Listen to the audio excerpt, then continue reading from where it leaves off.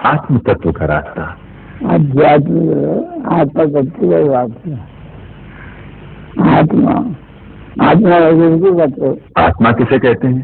आप भी बताएंगे। आत्मा आत्मा तम रहित। तम रहित। तम अंधकार को कहते हैं। अज्ञान मूर्खता ये सब तम है। इनका अभाव जिसमें है वो आत्मा है। आत्मा यानी अंधकार का बिल्कुल अभाव जिसमें है वो आत्मा है। ये सब अंधकार है। ये सब अंधकार है। ये सृष्टि तम है। इसका अभाव जो है जहाँ इसका अभाव जो है जहाँ ये रहता नहीं आत्म तत्व वही आत्म तत्व। तम रहित अखंड अखंड विकार रहित बिल्कुल अखंड शांति आनंद स्वरूप। ये सब उसके विशेषण हैं। ये विशेषण उसी के साथ लग सकते हैं, किसी दूसरे के साथ नहीं। और ये अलग अलग मार्ग हैं जो आत्मा को पाने के, इनके बारे में आप भी कुछ बताएंगे?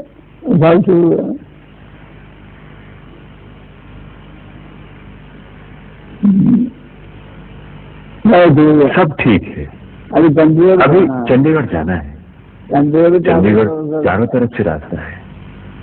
पूर्व से आने वाला या पश्चिम से आने वाला या दक्षिण से आने वाला या जहाँ से भी आने वाला रास्ता हो, चंडीगढ़ जाना है। आने वाला का रास्ता और मालूम होगा। पूर्व से आने वाले का रास्ता और मालूम होगा। पूर्व से आने वाला पूर्व से आने वाला पश्चिम की तरफ आएगा। पश्चिम से आने वाला पूर्व की तरफ जाएगा। दक्षिण से आने वाला उत्तर की तरफ जाएगा। उत्तर से आने वाला दक्षिण की तरफ जाएगा। ये भिन्न भिन्न रास्ते हैं, मगर चंडीगढ़ वही है। चाहे पूर्व से आए, चाहे दक्षिण से आए, चाहे उत्तर से आए, चाहे कहीं से आए, चंडीगढ़ वही है।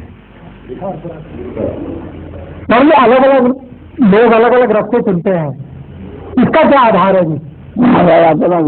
अपना गुण है, अपना स्वभाव है, अपने संस्कार अपने भीतर होते हैं।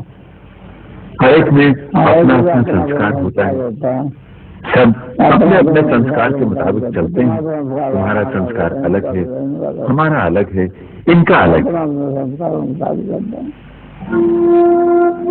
स्वामी जी के दर्शनों के लिए आए भक्तों का हर समय तांता लगा रहता है। हर वर्ण, वर्ग और जाति के लोग स्वामी जी के दर्शनों के लिए आते हैं। स्वामी जी की कृपा का प्रसाद सबको मिलता है।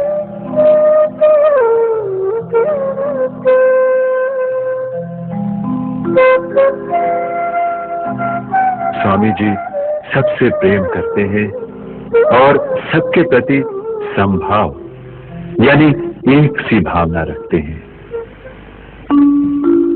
हाथ फैलाए जो भी आए, खाली हाथ न जाए।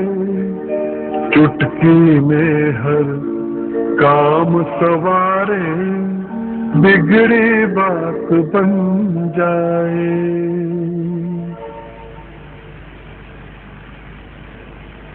हास्य और विनोद यानी हंसी और मजाक तो स्वामी जी के स्वभाव में ही है। बच्चों के साथ प्यार भरी छेड़छाड़ करते हुए स्वामी जी का बाल रूप तो देखते ही बनता है। बच्चों पर तो स्वामी जी की विशेष कृपा रहती है, मानो बच्चों के रूप में शुद्ध चैतन्य को देख रहे हो।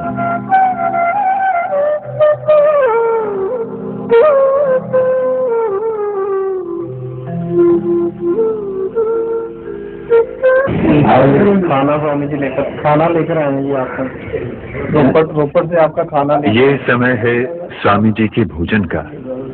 आइए इस संबंध में और जानकारी लें।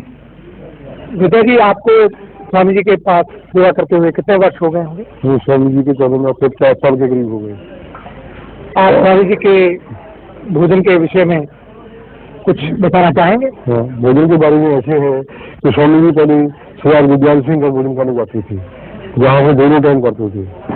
और स्वामी जी ने अपनी अभ्यास के मुताबिक, अपने शरीर की अवस्था के मुताबिक उन्होंने फिर भोजन एक टाइम कर दिया, क्योंकि 10-12 साल इससे चलता रहा।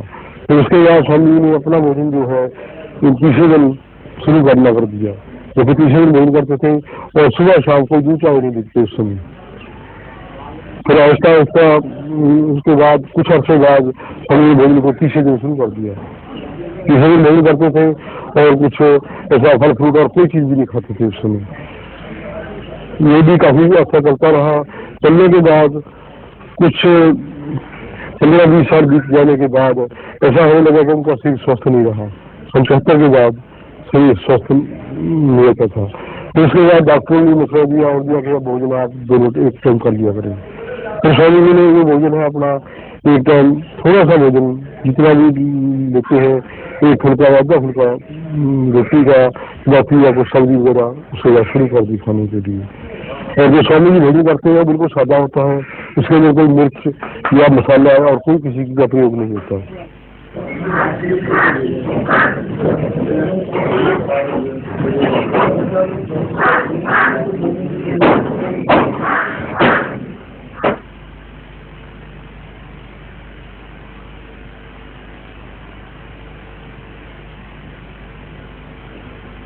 ब्रह्मार्पणम् ब्रह्म हविर्ब्रह्मणो ब्रह्महुतम् ब्रह्मैव तेन गन्तव्यम् ब्रह्म कर्म समाधिना।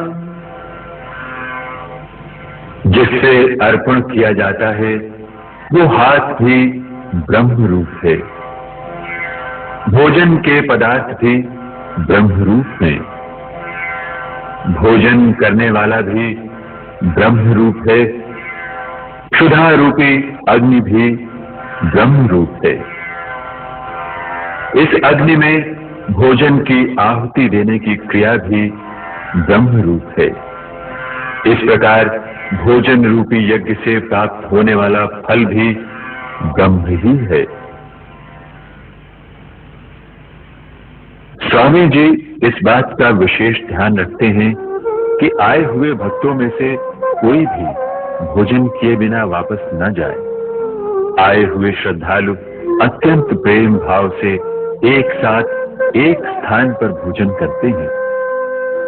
कुटिया के इस रसोई घर में काम करती माताएं, बहनें और भक्त अपने व्यस्त जीवन से समय निकालकर भोजन आदि की व्यवस्था अत्यंत श्रद्धा भाव से करते हैं।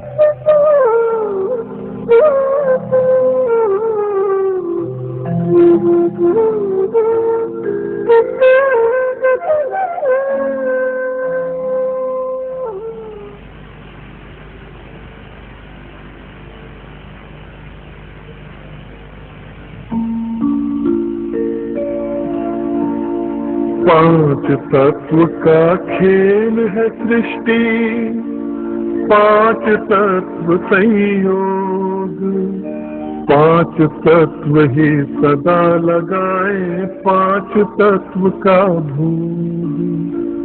सदा ही होता इसी क्रिया का सृष्टि में संचार, सदा ही भोले भंडारी के भरे रहे भंडार।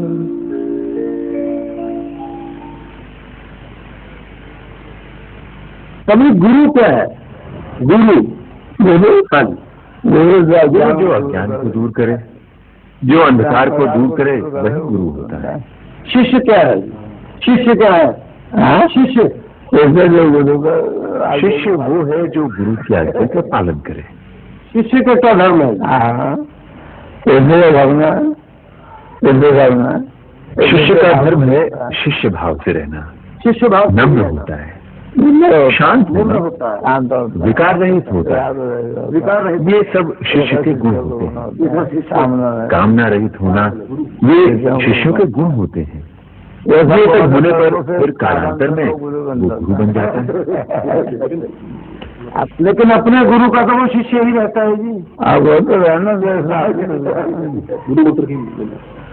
शिष्य गुरु, हाँ वो तो रहता ही है।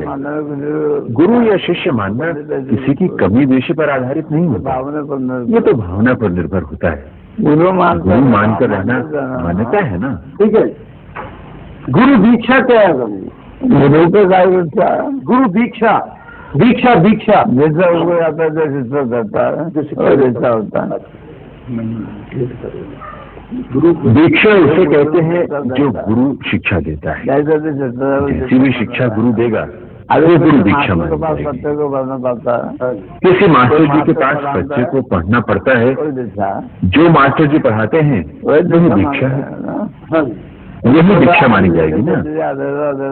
इसी प्रकार हर विषय के लिए अलग अलग मास्टर हैं, वो सब दीक्षित अपने अपने स्थान पर दीक्षित हैं। इस प्रकार ईश्वरीय विद्या का ज्ञान जहाँ से मिलता है उन्हें गुरु माना जाता है, वो सबसे बेहतर माना जाता है क्योंकि वही सबसे श्रेष्ठ है। ये जो शिष्य और गुरुत्व और शिष्यत्व है, ये भी संस्कार की वजह से है। ये संस्कार ही है। अभी आपसे हमने कुछ ग्रहण किया जिससे हमारा कल्याण हुआ, उसके बाद वो सद्भावना कभी जाती नहीं, ये गुरुत्व भाव कायम रहता है। उसको आत्मा मान लो तो भी कोई हर्ष नहीं। आत्म दृष्टि से आत्म तत्व को आप सर्वत्र देखते हो, उसी प्रकार उस भाव को आत्म तत्व मान लो तो भी कोई हर्ष नहीं। गुरु संस्कार बनाता नहीं, जागृत करता है।